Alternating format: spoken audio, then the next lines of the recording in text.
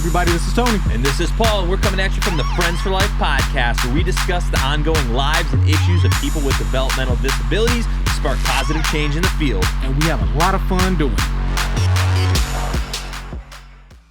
All right, everybody, welcome back to the Friends for Life podcast. Thanks for tuning back in. Today we have two special guests that we met recently at the Courageous Community Services banquet. It was a very fun time. We had a great evening with you ladies. So we have Katie Shelley and Bentley here with us in the podcast studio. Welcome. How are you both doing today?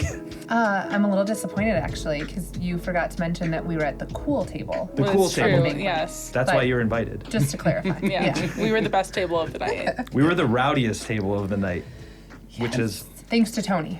Yes. No, I was sober. Oh, did anyone even ask me that? Nobody asked. And the videos I have on my cell phone beg to differ. But besides the point here. So Katie, how did you get involved in this field? I know, we are always talking about disabilities and how we can improve the world for people with disabilities. So how did you get involved? Yeah, I am a person with a disability myself. I have cerebral palsy, but for the longest time, I think I wanted to avoid identifying with my disability as much as possible. I originally wanted to go to school to be an English teacher, and then I decided I wanted to be a librarian, and I went to school and got my master's in library and information science. And then I couldn't find a job.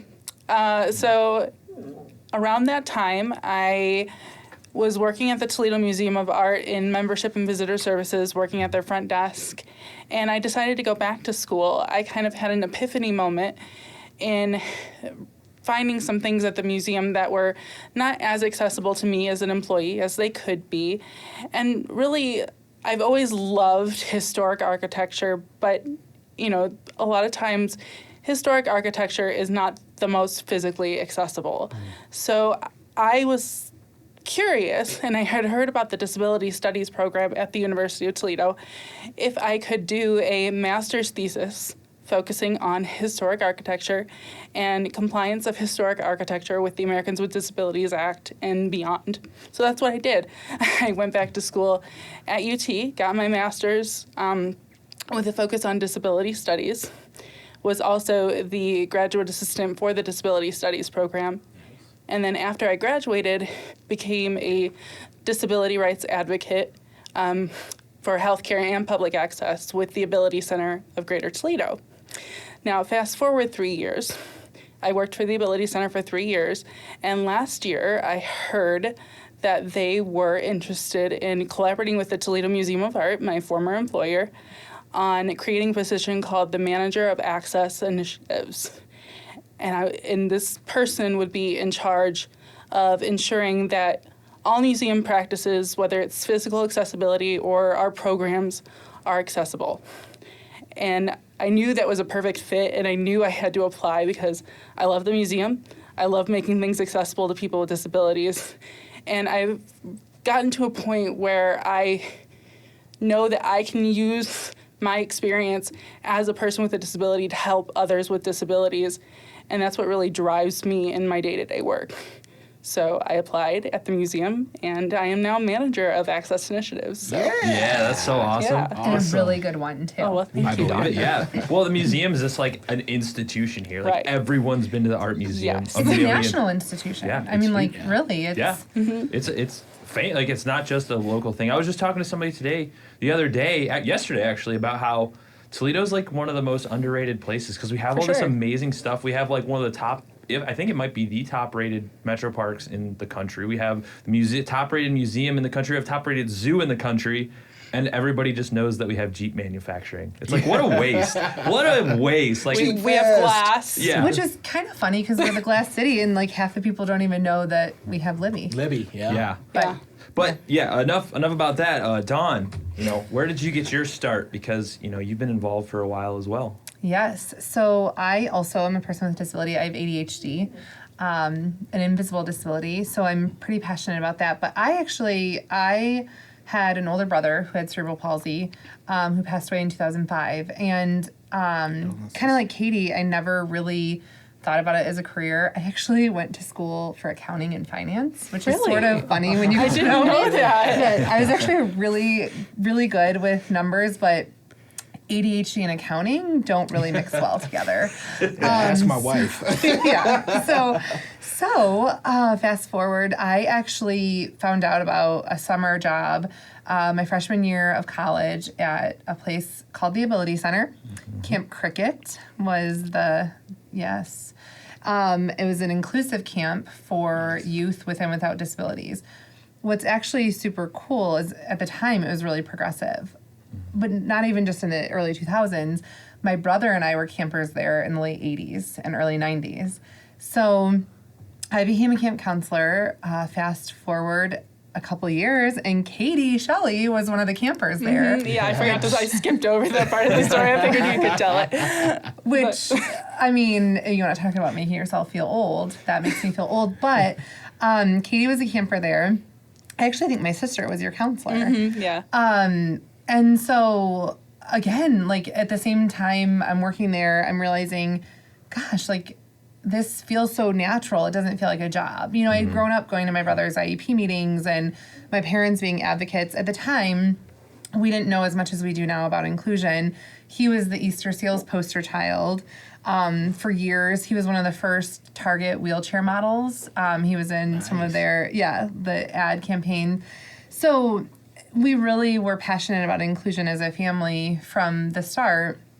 And I then became the director of the camp, and at that point I was like, all right, I think I should change my major. So I became a special education major, and when I graduated, I taught locally at the high school level, and then became their Youth and Transition Services Director at the Ability Center. At that time, they actually did away with some of their programming, including Camp Cricket. So I went back into the field of education. There's a few years in there that are a blur because I met my husband, had 4 kids. We moved to Pittsburgh. I was a developmental therapist, which is the same thing as what we call an early intervention therapist here in Ohio. Loved working with the little ones. When I moved back, Tim Harrington, who is a legend in the disability community, especially locally, he and I had been connected for years. I had known him for 22 years at that point. He asked if I could come back to the Ability Center to build back their youth and transition services. So I did. Nice. And I really enjoyed it. We had twins during the pandemic. We refer to it lovingly as the twindemic. It's a little bit of a wild time in our life. Still is.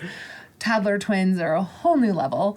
But it just wasn't realistic. You know, we had COVID happening. Our twins are high risk. So trying to manage a full-time job while also managing that was just a lot. My husband had been telling me, gosh, honestly, probably for the last 5 years, you should be a consultant. You're so good at what you do. You're so knowledgeable.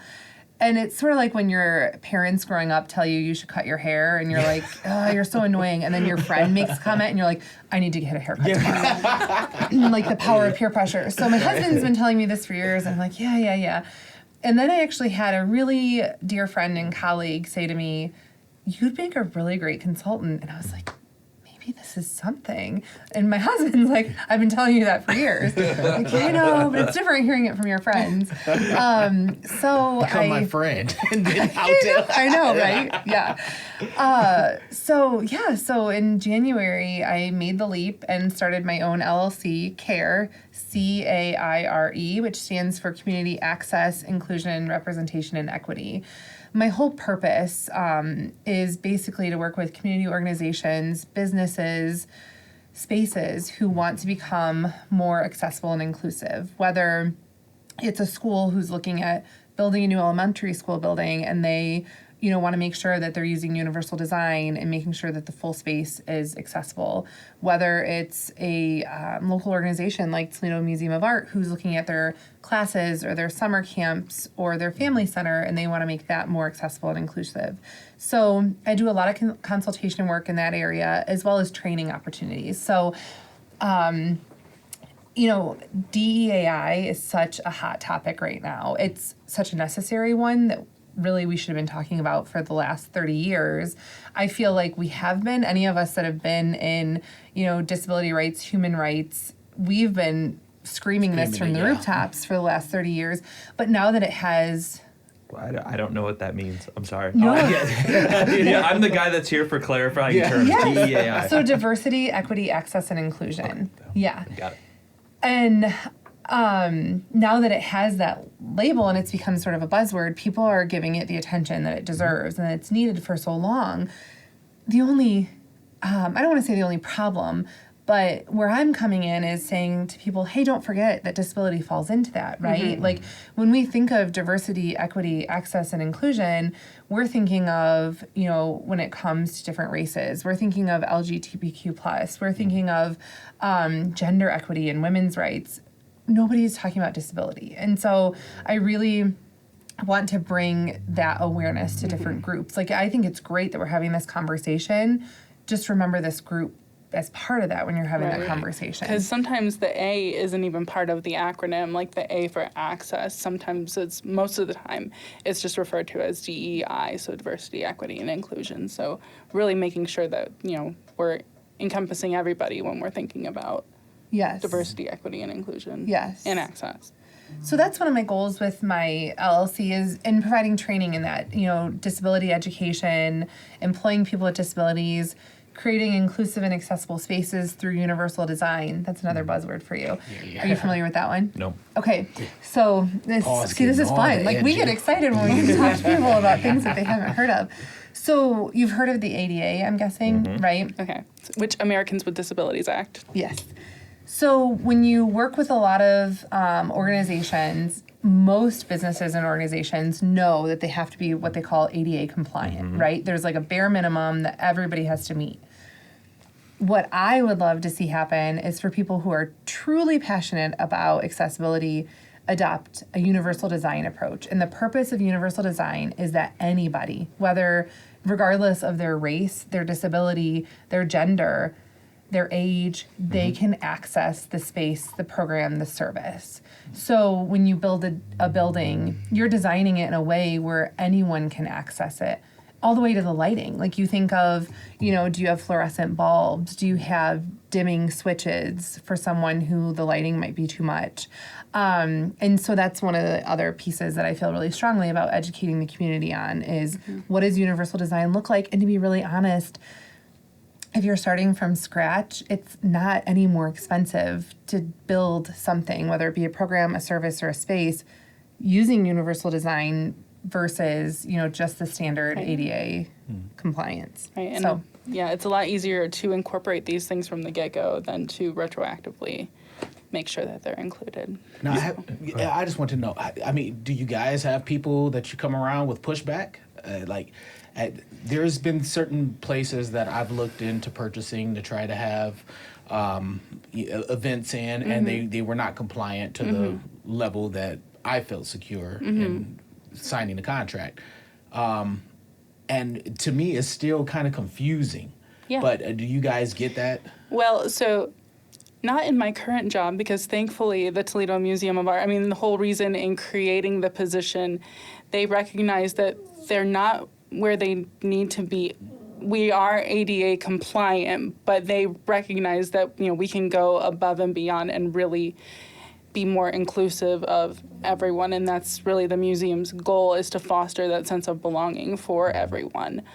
But in my old position as a disability rights advocate, especially focusing on public access, it was a struggle to get people to even comply with the Americans with Disabilities Act sometimes, because there's really no enforcement until somebody sues. Yeah. And, you know, we tried to advocate as best we can to make sure that people want to incorporate, you know, accessibility into what they do.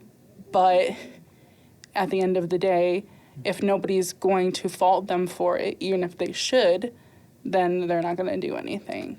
But I will say that's where I think DEAI has been helpful to the disability community, is it's bringing awareness to the fact that all of these spaces should be more inclusive in an overarching way, right?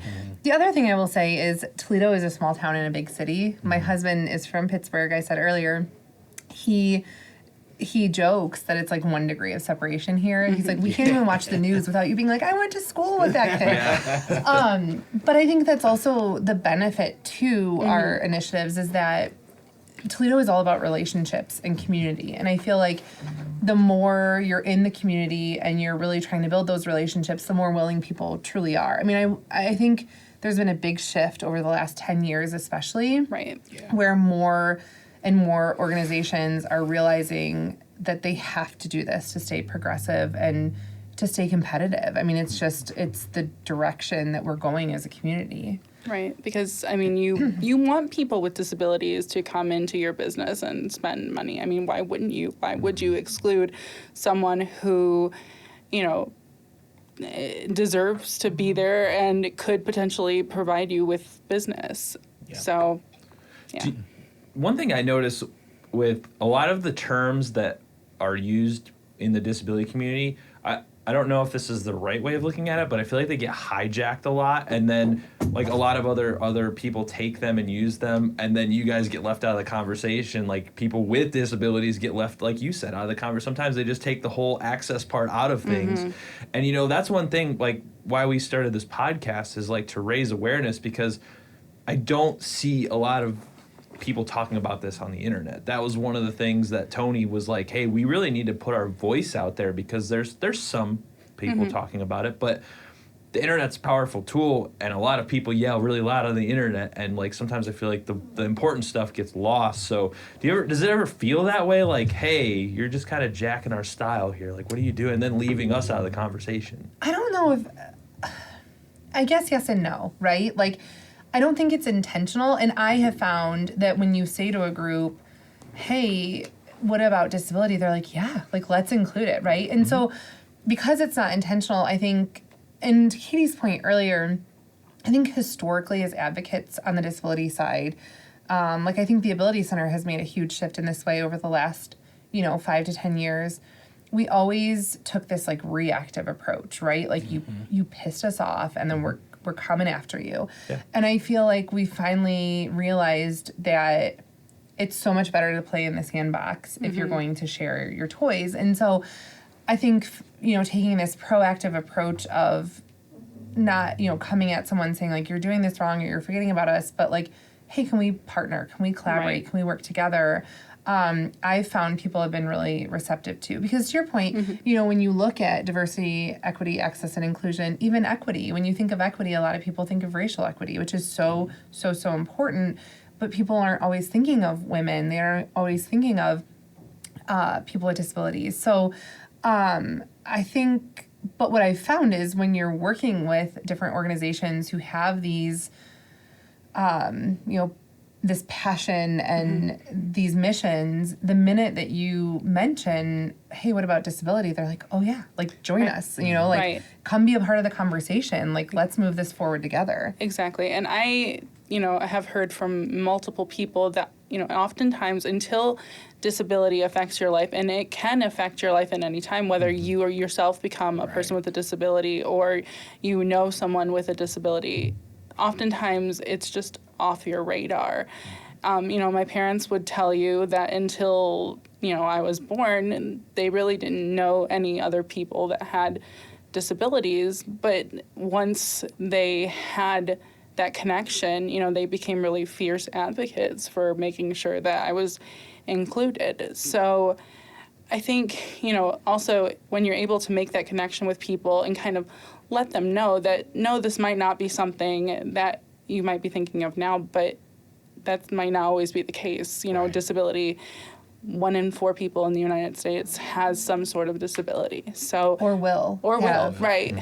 And that was my soapbox for the TARDA campaign. I can't tell you how many people that were close to me would say, well, it doesn't really impact me. I don't take tarps. I don't use public transportation. And I'm like, but you could. Like, there could come a day in your life that is the only transportation you have to rely on. And the other thing is, too, when you start talking about, like, intersectionality, right?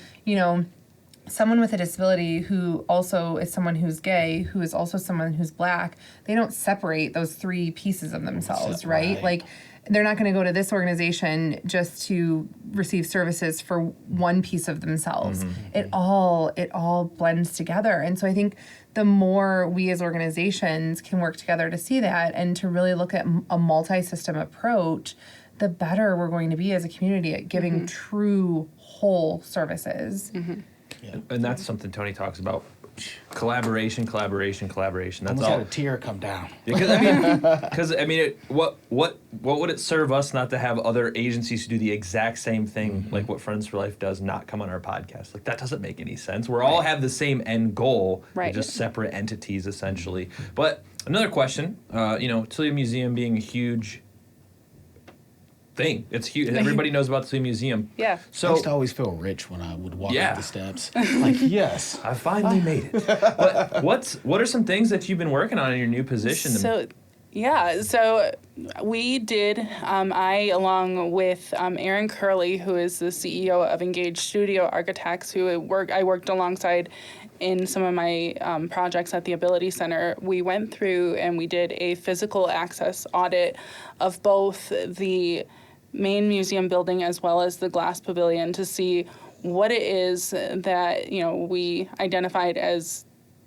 anything from major physical access barriers like those front steps to, just smaller things like accessible restroom signage. So the restroom signage is something that's on my radar, is something I'm hoping to get finished by the end of June. So we will have tactile braille accessible signs on the restrooms in all buildings of the museum.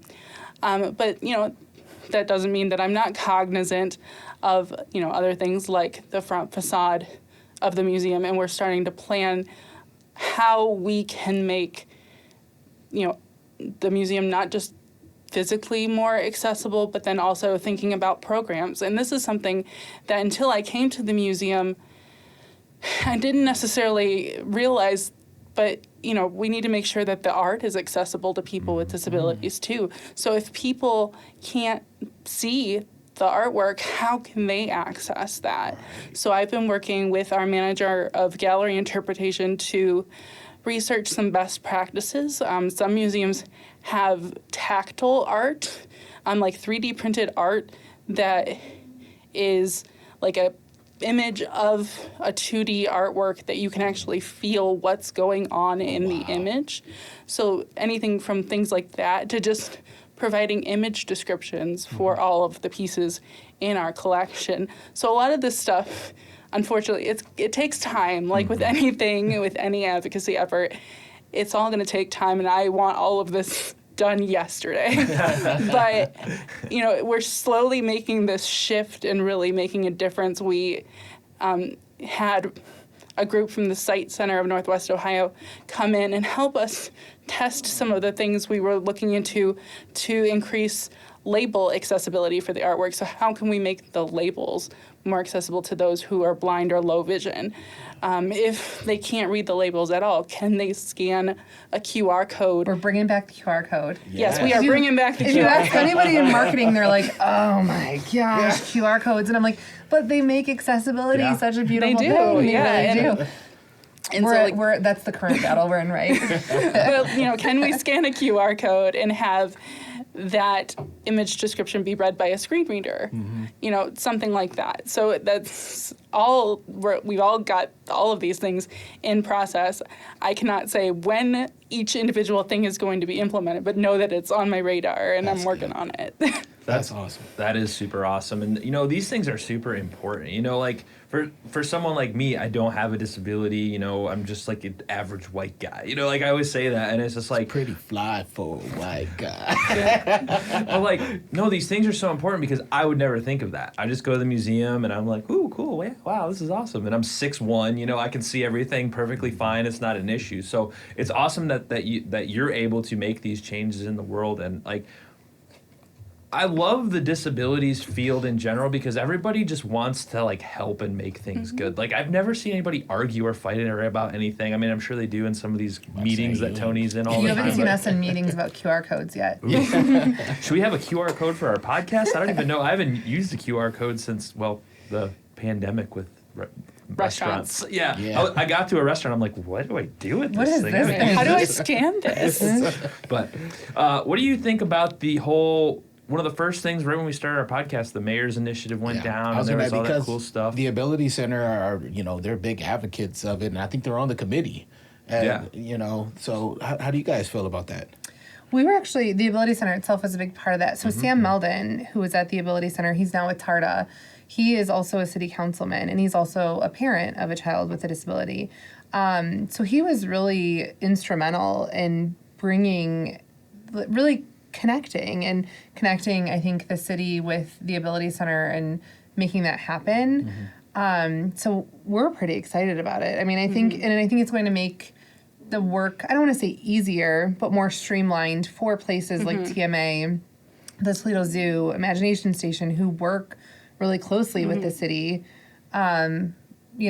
I think it's going to be really cool. And I think it kind of ties back to that collaboration we were talking about earlier. If we all are on the same page and have the same vision for what we want going forward, if we want Toledo to be the most disability-friendly city in the country, in the world, then if everybody's on the same page, it helps us all moving forward to work together to make that happen.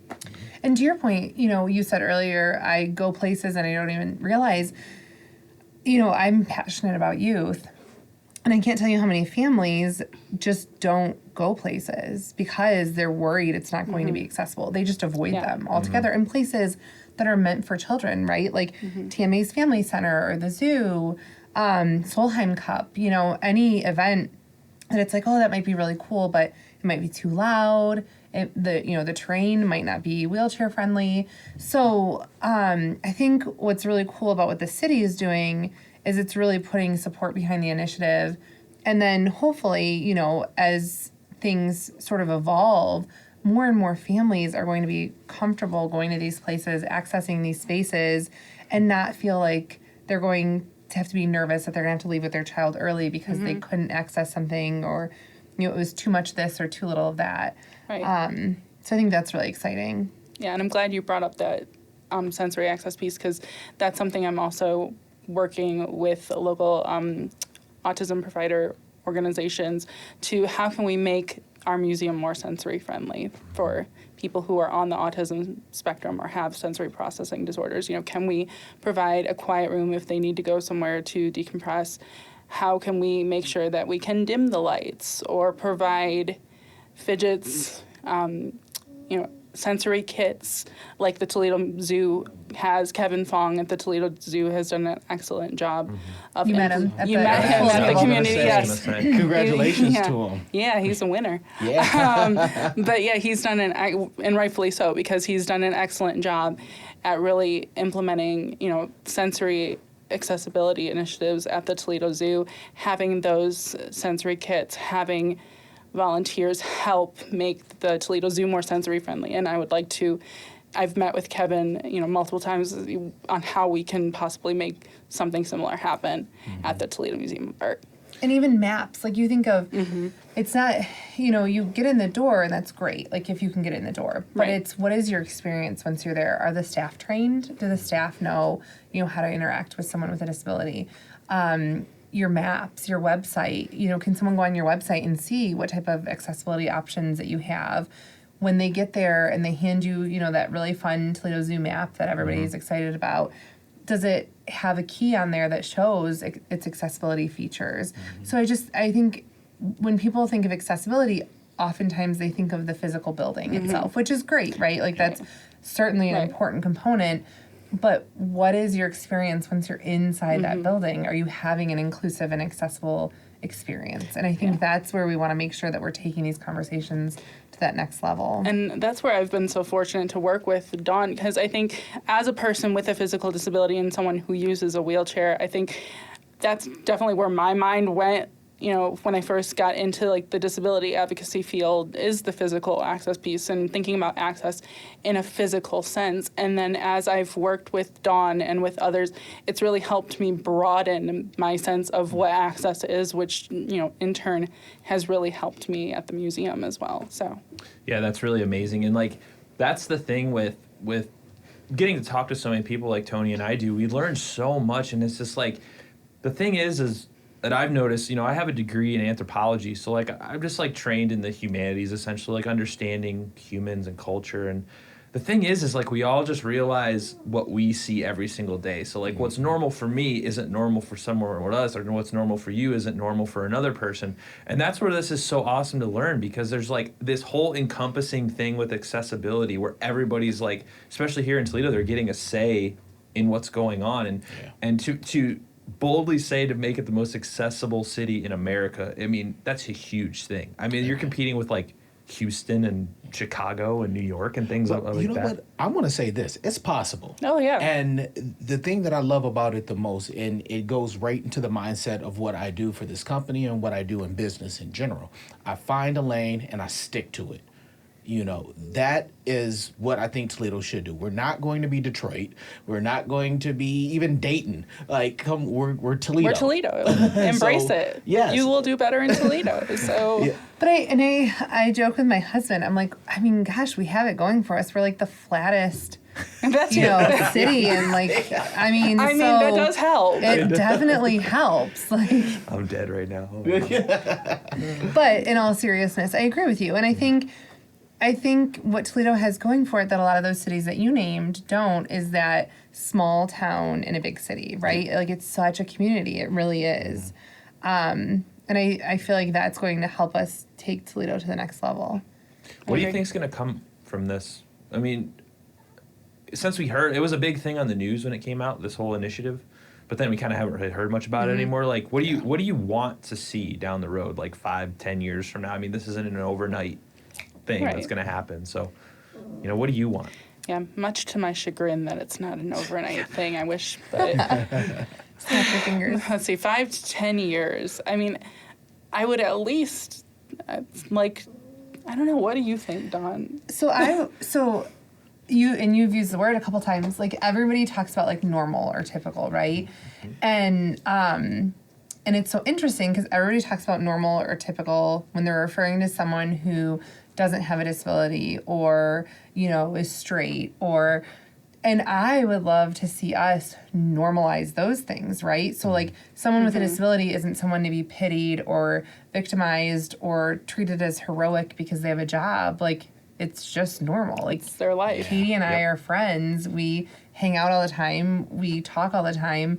That's our relationship. Like, it's not, I don't look at Katie as someone having a disability. She doesn't look at me as someone having a disability. We're just friends. And I think so oftentimes it's part of who we are, right? Like, so oftentimes we talk about normal on the opposite end of the spectrum. And I would love to see us really normalize differences and just have it be like, that package is who this really cool person is. It's just part of them, no more than my blue eyes, right? Like, to me, that would be the overarching goal, is that we get to a point where we are embracing anything that falls under DEAI as a normal part of society. And with that, we normalize universal design and people being able to access whatever that means, access a building, access a program, a service. And I mean, part of the goal in that is that we have to break down barriers. Like, that's why, TARTA and public transportation is so important, because transportation is a big barrier right now. Toledo is made up of a lot of suburbs that people can't access currently.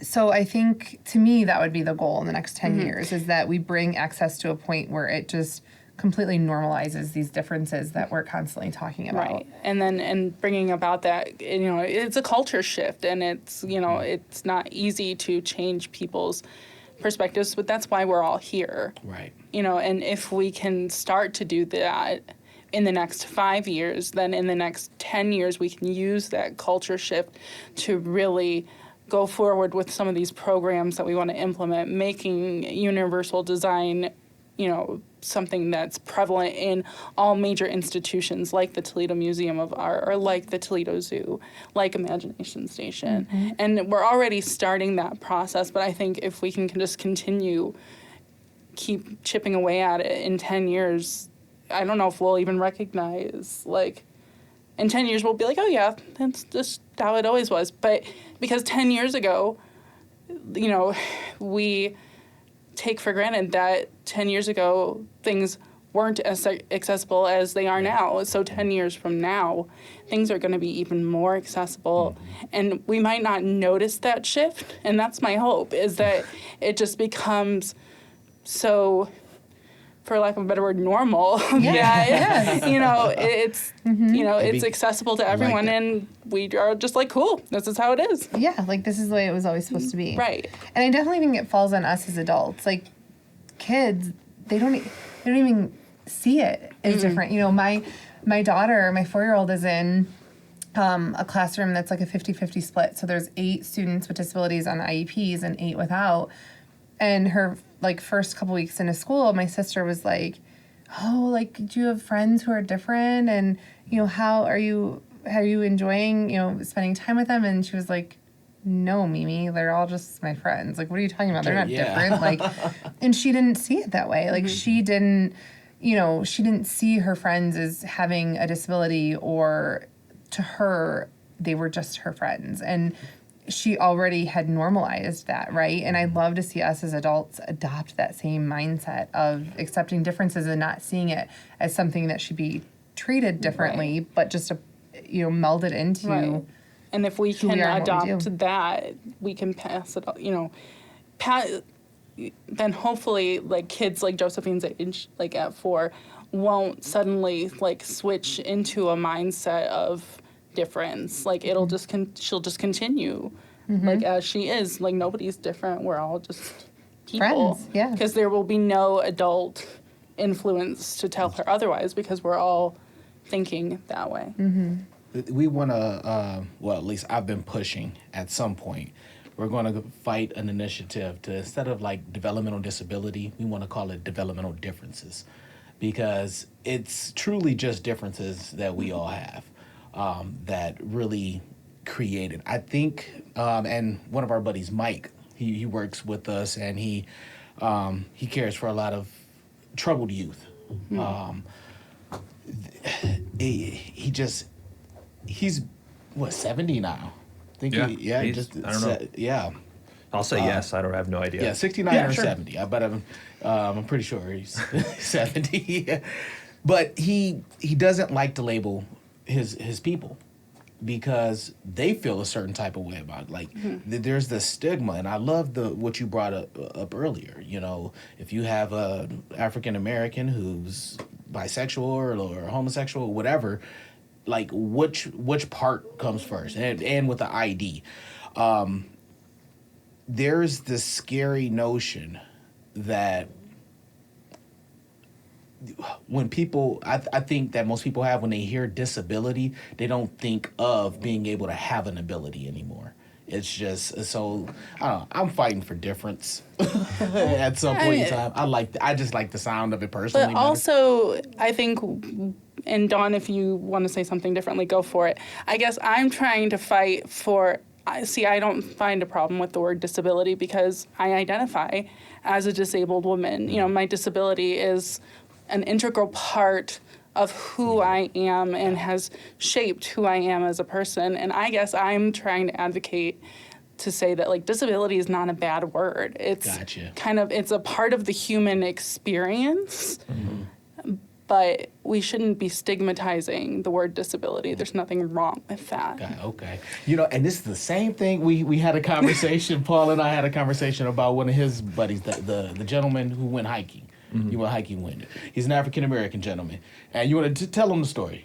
What story? I don't even remember. Oh, man, the you don't story. remember with the guy, and everyone was asking him, like, "Oh, man, you're black and you're hiking and you don't, how you know?" Oh yeah, I had a guy on my Goodness. podcast. I was like, I don't remember going hiking with this guy. Yeah, we had the similar conversation of like inclusion in the outdoors and all of this stuff, and he was basically saying, you know, because he was black and he was out here hiking on long distance trails, everyone's like, "Oh, you're the black guy hiking," and he's like, I mean, I'm a guy hiking, but sure, yeah. He it's no secret the outdoors is like a white guy thing for like 90% of the thing. That's like what it is. So Or that's what people believe, right? The it stigma. is. But I mean, like number wise, it's mostly like white middle class people like backpacking the Appalachian Trail. Like statistically, it's true. So he's like, I'm trying to normalize this for black people, and it's like a similar conversation. He's like, I'm not weird. I'm just weird in the community, like because I'm not the majority, you know. But it's like he's like, I can still hike and do everything. Exactly. The same. It makes me think like, why is he the minority? Like, like what's keeping other people, you know, of other races, even other genders, if it's not really a female thing, like what's keeping them from accessing that? And I think that's kind of where we're at with disability as well. Like, what are those barriers, identifying those barriers and making sure that those barriers don't exist so that everybody can enjoy hiking or whatever, you know, so that it's not statistically a white male dominant activity, because it shouldn't be. Go ahead. No, I was gonna say, and I totally understand and appreciate like your feelings behind, you know, not wanting to take away the stigma. What I always say to people is so much about inclusion is a mindset. Like access and inclusion, so much of it is your mindset, right? So to your point, I don't think you're wrong that it's so stigmatized, right? It is. But I think we talk about like proactive versus reactive. We tend to be reactive and want to say like, well, we should change what we call it versus saying we need to change the way that people are viewing this, right? Like, why are people thinking of it this way? Why are people seeing someone with a disability and automatically assuming, oh, they must not be able to hold a job? You know what I mean? Yeah. So I totally understand your intention. I think where we come at it is how can we shift the way people are thinking and looking at disability? Because a lot of people with disabilities, a lot of adults with disabilities are reclaiming their identity. You know, for a really long time, people would kind of preach about person first language. Like you should always refer to Katie who has cerebral palsy versus the girl with cerebral palsy, Katie. So I think what people aren't realizing though is that Katie's proud of her disability and she's okay with being identified as Katie who has cerebral palsy. Does that make sense? So I get it.